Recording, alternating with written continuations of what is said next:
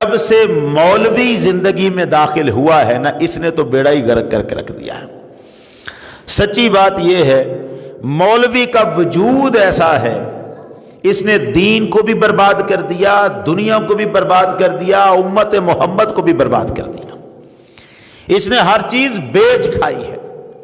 یہ عالم نہیں تھا، عالم کے روپ میں آیا، لوگوں کو 4 باتیں دین کی بتائیں اور 15 روٹیاں حاصل کریں۔ اس نے اپنی روٹی کے لیے دنیا کو مسالے بنا بنا کر سکھائے اور پھر ایسا کچھ بتایا جو اصل دین تھا ہی نہیں۔ مجھے بتائیں یار، ہم ساری زندگی سبق عبرت کا، امن کا، مصلحت کا، صلح کا، صلاح کا سیکھتے رہے ہیں۔ ایک بندہ اٹھتا ہے، خادم حسین رضوی ہمارے سامنے دین کی تصویر ہی نہیں رکھ دیتا، وہ اٹھ کے بتاتا ہے کہ لوگوں کس امن کی بات کر رہے ہو؟ اسلام امن کا دین ہے۔ کب؟ جب اسلام حکومت میں ہو، اور جب اسلام پر غیر مسلم حکومت کرے تب یہ جہاد کا دین ہے۔ تب یہ وہ امن نہیں کہتا کہ اب تسبیح لے کے مسلح پہ بیٹھا رہے مسجد میں اللہ اللہ کر، تب یہ درس دیتا ہے اٹھ اللہ کے نام کو سر بلند کرنے کے لیے جہاد کا جھنڈا اٹھا۔ ہم تو جہاد کے نام سے بھی ڈرے ہوئے ہیں، جہاد کی تو واقفیت نہیں ہے۔ ہمارے سامنے دین کی جو تصویر آئی ہے وہ کچھ اور ہے، اور وہ رکھی ہے اس مولوی نے جو ہمیں مسجد کے اندر غلام بنا کے رکھنا چاہتا ہے۔ جن کی میں بات کر رہا ہوں وہ علماء ہیں جو دین حق کے علمبردار ہیں، جن کو روٹی کی محتاجی نہیں، طلب نہیں۔ میں جانتا ہوں علامہ عبدالحق حکیم شرف قادری، لاہور کے عالم، لاہور میں جتنے عالم تھے کسی نہ کسی طرح علامہ عبدالحکیم شرف قادری کے شاگردوں میں شامل تھے۔ سب سے بڑا عالم دین لاہور کا وہ علامہ عبدالحکیم شرف قادری تھا، جس کا نام بھی شاید سارے لوگوں کو پتہ نہیں ہے۔ میں ان سے سن 2000 میں ملا ہوں، جب میرا یونیورسٹی میں مناظرہ ہوا تھا، اس سلسلے میں مجھے ان کے پاس ملنا پڑا۔ سارے لاہور کے جس عالم کے پاس گیا اس نے کہا شرف قادری صاحب کے پاس جاؤ، شرف قادری صاحب کے پاس جاؤ، اس مسئلے کا حل شرف قادری صاحب دے سکتے ہیں۔ 2000 سن میں کوئی بڑا پرانا زمانہ نہیں ہے، آج سے 20 سال پہلے کی بات ہے۔ 20 سال پہلے شرف قادری صاحب جامعہ نظامیہ کے صدر مدرس تھے، پرنسپل، اور تنخواہ کتنی تھی؟ 2500 روپے۔ 2500 روپے تنخواہ، 2500 روپے تنخواہ۔ 20 سال پہلے کون سے بندے کی تنخواہ 2500 روپے ہوتی ہے اور وہ گزارا کر لیتا ہے؟ 2500 روپے اس بندے کی تنخواہ ہے اور وہ زندگی گزار رہا ہے۔ یہ زمانہ جو آج آیا ہے کہ نعت بھی پڑھنے جانا ہے تو ساتھ ڈولکیاں لے کے جانا ہے، اور اللہ کا نام بھی میوزک بنا کے پیچھے بجانا ہے، اور نیا ہی تماشا بنا دیا ہے۔ یہ زمانہ تب نہیں تھا۔ مولوی جو عالم تھے ان کو تو شرم آتی تھی کہ دین پھیلائیں اور پھر اس کے لیے پیسے بھی وصول کریں، شرم محسوس کرتے تھے۔ وہ زمانہ علماء کا، وہ علماء تھے، ان لوگوں کا سونا جاگنا ہر لمحہ عبادت الہی میں تھا، جنہوں نے وقف کیا ہوا تھا۔ ہم کیا ہے آج؟ ہم تو جا رہے ہیں 100 بہانے کر کے، 100 بہانے کر کے کسی طرح پیسے کمائیں۔ میں خدا کی قسم کھا کے کہتا ہوں مجھے بڑے علماء کا پتہ نہیں ہے، ہم جیسے جو چھوٹے مولوی ٹائپ لوگ ہیں نا، مجھ جیسے کئی، یہ جب محفل میلاد کے جلسوں میں تقریریں کرتے ہیں تو ہم سے بہتر آپ لوگ ہوتے ہیں جو سامنے بیٹھ کے سن رہے ہوتے ہیں۔ آپ بغیر پیسے کے لالچ کے سننے آئے ہوتے ہیں، صرف ذکر محمد سننے آئے ہوتے ہیں، اور ہم ممبر پہ بیٹھ کے کس لیے کر رہے ہوتے ہیں کہ جاتے ہوئے ہماری مٹھی میں کچھ نہ کچھ دیا جائے گا۔ ہمیں تو لالچ رہتا ہے۔ یہ جو لالچ لے کے ہم دین سکھا رہے ہیں اس سے بہتر ہیں وہ لوگ جو بغیر لالچ کے دین سیکھ رہے ہوتے ہیں، جو صرف ذکر سننے کے لیے بیٹھے ہوتے ہیں۔ وہ اگر نعرہ لگا رہے ہوتے ہیں تو اس لیے نہیں کہ مولوی چاہتا ہے، وہ اس لیے نعرہ لگا رہے ہوتے ہیں کہ محمد عربی کی تعریف سنی ہوتی ہے، کلیجے میں ٹھنڈ پڑی ہوتی ہے، زبانوں پہ سبحان اللہ آتا ہے۔ اور مولوی تو اس لیے نعرہ لگوانا چاہتا ہے کہ یا اسے سانس مل جائے یا پھر اسے پتا چلے کہ کوئی جاگ رہا ہے، یا پھر اسے پتا چلے کہ میں نے بہت اعلیٰ درجے کی بات کی ہے، میری بات پہ داد دو۔ آج کے دور میں سبحان اللہ کافی نہیں ہے، آج کے دور میں نوٹوں کی ایک گتھی بھی چاہیے، آپ یوں کر کے اسے پھینکیں، اس کے بعد مولوی کو اور ہی الہام ہونا شروع ہو جاتا ہے اور اس کو ایسا گیان اور نروان آتا ہے، عجیب عجیب نکتے وہ نکال کے آپ کے سامنے رکھ سکتا ہے، ذرا پیسوں کا ہلارہ تو دکھائے۔ یہ دیندار نہیں ہے، اس مولوی نے برباد کر دیا ہے۔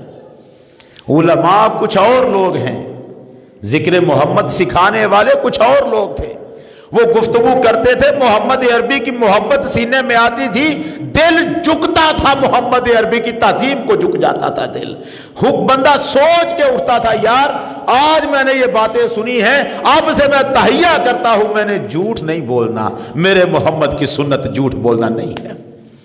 فیصلہ کرتا تھا بندہ، فیصلہ کرتا تھا، اس کی زندگی میں ایک انقلاب آتا تھا۔ اب آپ 100 محفلیں سن لیں میلاد کی، کوئی تاثیر نہیں ہے۔ جب ہم جھوٹے ہیں تو ہم آپ کو سچائی کا درس کیا دیں گے؟ ہم کہاں سے آپ کو سکھائیں کہ محمد عربی نے اپنی زندگی کو دلیل نبوت کے طور پر پیش کیا تھا؟ اللہ نے فرمایا محمد یہ لوگ تجھ سے نبوت کے دعوے پر دلیل مانگتے ہیں، معجزے دلیلیں نہیں دکھانے، اپنی زندگی ان کے سامنے رکھ، ان کو پوچھ لقد لبثت فیکم عمرا من قبل، میں آج نبوت کا دعویٰ کر رہا ہوں، ساری زندگی تمہارے درمیان گزاری ہے، بتاؤ کبھی مجھے دیکھا کسی بت کو سجدہ کرتے ہوئے؟ بتاؤ کبھی مجھے دیکھا ہے تم نے جھوٹ بولتے ہوئے؟ بتاؤ دیکھا ہے کبھی مجھے شراب پیتے ہوئے، جوا کھیلتے ہوئے؟ کسی ایک برائی پہ انگلی رکھ کے کہو محمد تم نے آج سے پہلے یہ برائیاں کی تھیں، زندگی پوری تمہارے سامنے ہے، محمد کی زندگی میں ایک برائی بھی تم نکال کے نہیں دکھا سکتے۔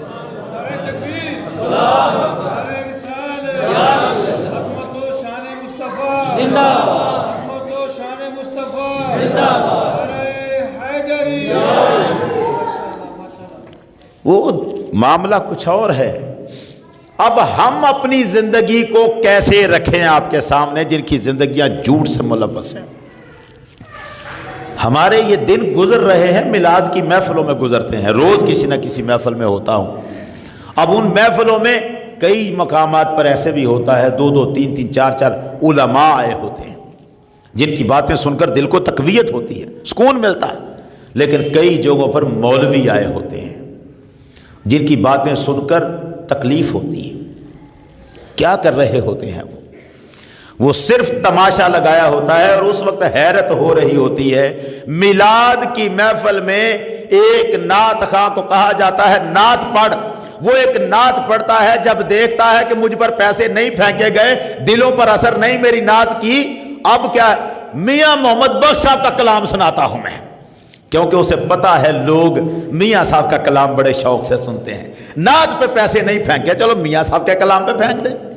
2 شعر پڑھ کر اگر وہ دیکھے گا کہ میاں صاحب کے کلام پر بھی اس نے نعت پیسے نہیں پھینکے، اب میں مولا علی کی منقبت پڑھوں گا آپ کے سامنے، وہ رگے چھیڑے گا، کہیں سے ہلے، کہیں سے پیسے پھینکنے والا، اور جہاں ایک مرتبہ نوٹ آئے پھر منقبت ختم ہی نہیں ہوگی، لمبی چلتی رہے۔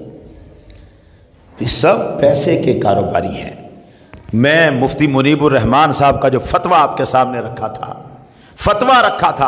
ایسا نعت خواں جو طے کر کے آتا ہے کہ میں ویلیں بھی لوں گا، اتنے پیسے بھی لوں گا، اس نعت خواں کی وہ کمائی حرام کی کمائی ہے۔ میں کہتا ہوں مفتی صاحب نے اس پر فتویٰ دیا ہے، جو ایسے نعت خواں کو پیسے دے رہے ہیں وہ بھی حرام کام کر رہے ہیں۔